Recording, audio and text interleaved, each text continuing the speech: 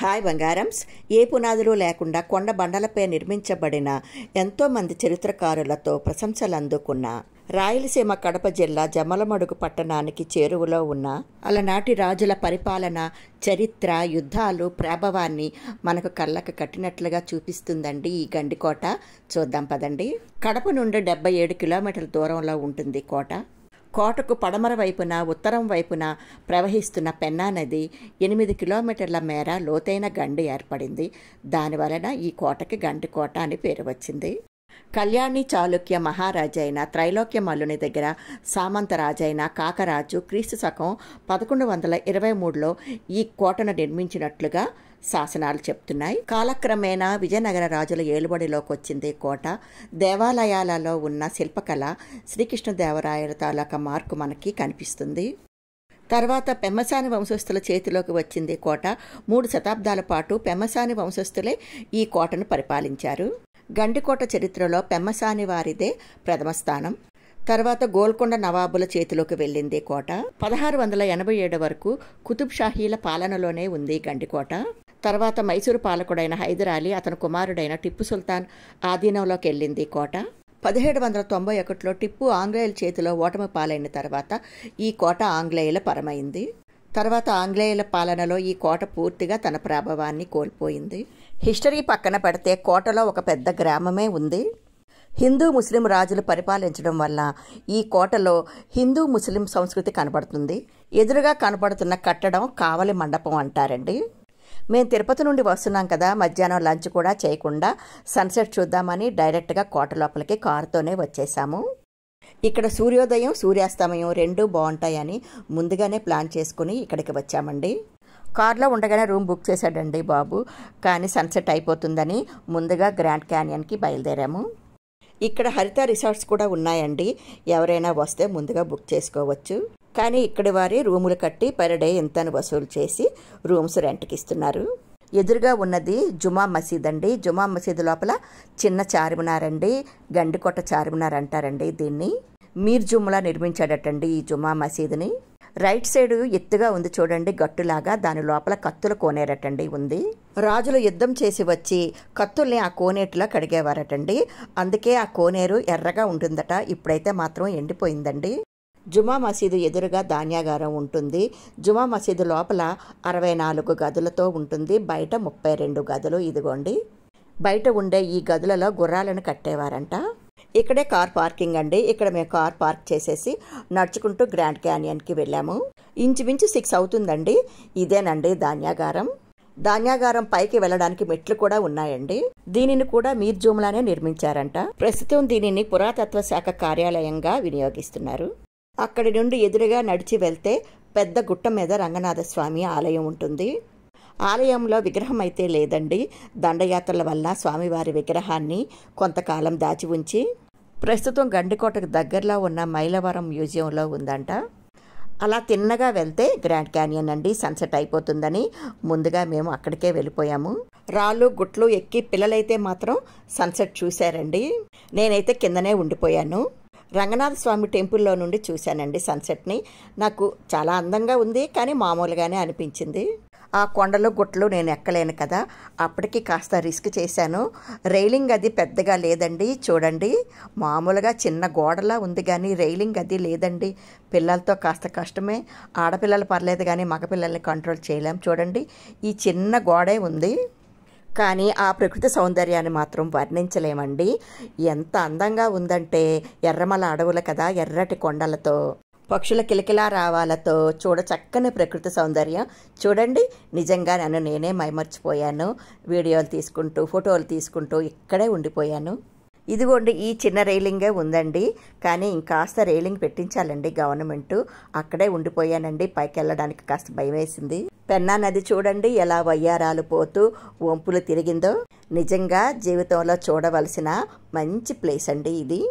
పిల్లలు రాళ్ళెక్కి గుట్టలెక్కి సన్సెట్ చూస్తూ నాకు వీడియో కాల్ చేశారు. సరే వీడియోలు తీయండ్రా, నా యూట్యూబ్ పనికి వస్తుంది అని నేను ఈ రంగనాథ స్వామి టెంపుల్కి వచ్చేసాను. చూడండి ఎంత బాగుందో, ఏమి శిల్పకళ నిజంగా. ఇది మాత్రం రాయలవారి కాలం నాటితేనండి. 15వ శతాబ్దంలో కట్టారటండి ఈ టెంపుల్. అంటే రాయలవారి కాలమే కదా. చుట్టూ పెద్ద ప్రాకారాలతో ఎంత పెద్దగా ఉందంటే ఇందులోనే కళ్యాణ మండపం, యాగశాల, వంటశాల చాలా ఉన్నాయండి. స్వామివారి విగ్రహం అయితే లేదండి. చాలా బాధ అనిపించింది. తురుష్కుల దండయాత్రల వలన స్వామివారి విగ్రహాన్ని దాచి ఉంచారటండి. ప్రస్తుతం అయితే మ్యూజియంలో ఉందంట. గ్రాండ్ క్యానియన్కి వెళ్లే దారిలో ఇది ఉందండి, అందుకనే చూడగలిశాను. చాలా సినిమాల షూటింగ్లు ఇక్కడ జరిగాయటండి. కన్నడ సినిమాలు, తమిళ సినిమాలు కూడా ఇక్కడ జరిగాయంట. ముఖ్యంగా మాధవ స్వామి టెంపుల్లో సాహసం సినిమా షూటింగ్ జరిగిందంట. గండికోటలో ఏ మూలకు వెళ్ళినా మనకు మాధవ స్వామి టెంపుల్ తాలూకా గోపురం కనబడుతుందండి. కానీ రంగనాథ స్వామి టెంపుల్ ఈ చివర ఉంటే మాధవ స్వామి టెంపుల్ ఆ చివర ఉందండి. చీకటి పడిపోతుంది కదా, రేపు ఉదయం వెళ్దామమ్మా ఆ టెంపుల్కి అన్నారండి పిల్లలు. నిజంగా టెంపులే ఒక పెద్ద కోటలా ఉందండి. చుట్టూ ప్రహారీ గోడతో. ఆ శిల్పకళ అయితే 2 కళ్ళు సరిపోవండి. చాలా బాధ అనిపించిందండి. ఆదరణ లేక ఇలా శిథిలమైపోతుంది. ఐసోలేటెడ్గా ఉండడం వల్ల అనుకుంటా పెద్దగా జనమైతే మాత్రం లేరండి. యంగ్స్టర్స్ ఎంజాయ్ చేయడానికి అలా వస్తారు కానీ మామూలుగా అయితే కాస్త రావడం కష్టమేనండి. ఎందుకంటే జమ్మలమడుగు నుంచి 14 కిలోమీటర్లండి. అది కూడా ఓన్ వెహికల్ ఉంటేనే రాగలరు. కానీ జీవితంలో ఒక్కసారైనా చూడాలండి ఈ కోట. అంత అద్భుతంగా ఉంది. అందులోకి నాకు హిస్టారికల్ ప్లేసెస్ అంటే చాలా ఇష్టం అండి. పూర్వకాలం రాజులు ఎలా ఉండేవారు ఏంటి అన్నీ గూగుల్లో సెర్చ్ చేసి చూస్తుంటాను. రాజులు, మహారాణులు ఈ టెంపుల్కి ఎలా వచ్చేవారు, యజ్ఞయాగాదులు ఎలా చేసేవారు, ఇవన్నీ ఊహించుకుంటానండి. నాకు భలే థ్రిల్లింగ్గా ఉంటుంది. ద్వారం మీద శిల్పకళ చూడండి ఎంత బాగుందో. ఇవన్నీ రాయల కాలం నాటివేనండి. చూడండి ఆ నగిషి ఎంత బాగుందో, ఎంత చక్కగా చెక్కారో.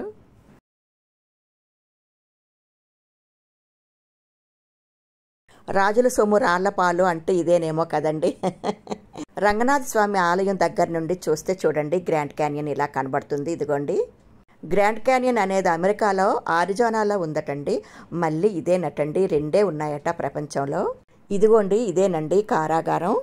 జుమ్మా మసీద్కి రంగనాథ స్వామి టెంపుల్కి మధ్యలో ఉంటుందండి. చాలా భయంకరమైన స్టోరీ ఉందండి ఈ కారాగారానికి. దొంగతనం చేసిన వాళ్ళకి కాలు గాని చెయ్యి గాని తీసేసేవారటండి. రాజద్రోహానికైతే కంఠానికి కొక్కెం గుచ్చి ఒక గోతులకి పడేసేవారటండి. చాలా చిత్రహింసలు పెట్టేవారటండి ఈ కారాగారంలో. సామంతరాజులు ఎదురు తిరిగితే చెక్కతో చాకులా చేసి పొట్టలా గుచ్చి చంపేసేవారటండి. ఇదిగోండి రంగనాథ స్వామి టెంపుల్ దగ్గర నుండి సన్సెట్ ఇలా చూశానండి నేను. బాగుంది కదా రంగనాథ స్వామి టెంపుల్ అండి ఇది. ఆ పక్కనే సన్సెట్ అండి. సన్సెట్ సన్షైన్ చూడటానికి ఎక్కడెక్కడి నుండో జనాలు వస్తారటండి.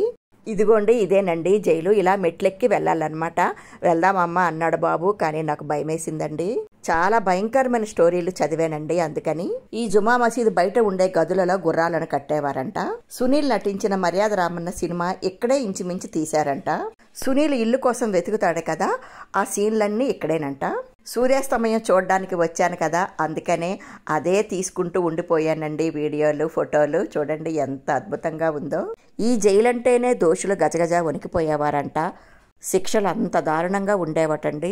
దెబ్బలతో బాధపడుతూ చీము రక్తము కారుతుంటే అక్కడికే ఫుడ్ పంపించి ఒంటరిగా ఉంచి వాళ్ళు కృంగి కుసించి చనిపోయేటట్లు చేసేవారటండి. చూడండి దూరంగా కనబడుతుంది కదా, అదేనండి మాధవ స్వామి గోపురం. సైరా నరసింహారెడ్డి సినిమాలో చిరంజీవి కోట బయటికి వచ్చి నిలబడతాడు చూడండి, ఈ సిలౌటేనండి సెట్టింగ్ వేశారట. భారతీయుడు, సాహసం, మర్యాద రామన్న ఇలా చాలా సినిమాలు తీశారు ఇక్కడ. వీకెండ్కి ప్లాన్ చేసుకుంటే చాలా బాగుంటుంది. కానీ ఏమీ దొరకవు ఇక్కడ. మంచినీళ్ళు, తినుబండారాలు అన్నీ తెచ్చుకోవాలి. పిల్లలతో వస్తే మాత్రం చాలా జాగ్రత్త.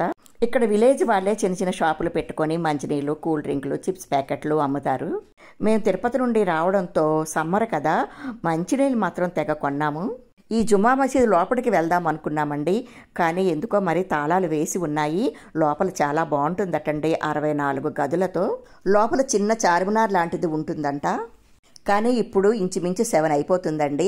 అందుకనే రూమ్కి వెళ్ళిపోదామని వెనుతిరిగిపోయాము. రూమ్ బుక్ చేసిన అతనికి ఫోన్ చేశామండి, వచ్చేస్తున్నామని. ఆ రూము ఎక్కడ తీసుకున్నాం, ఎలా తీసుకున్నాం అవన్నీ ఇంకో వీడియోలో పెడతానండి. చాలా లెంగ్తీ అయిపోతుంది కదా, మీరు చూడరు. ఇంత కష్టపడి నేను వీడియోలు తీసి ఎడిటింగ్లు చేసి పెడుతున్నాను కదా, చెయ్యి అలా పైకెత్తి ఒక్క లైక్ ఇవ్వచ్చు కదండి. అంత బద్ధకం ఏంటండి బాబు మీకు. ఆ మధ్య ఒక అమ్మాయి అంటుంది చూడండి, వైరల్ కూడా అయ్యింది. మా చుట్టాలందరూ చూస్తారు కానీ ఎవ్వరూ లైక్ చేయరు, నేను ఎక్కడ బాగుపడిపోతానో అని. అలాగా చుట్టాల సంగతి మీకు తెలిసిందే కదా, కనీసం మీరైనా లైక్ చేయండి బంగారామ్స్. మీరు ఒక్క లైక్ ఇవ్వడం వల్ల యూట్యూబ్ మరి కొంతమందికి సజెస్ట్ చేస్తుందండి. బాయ్ బంగారామ్స్.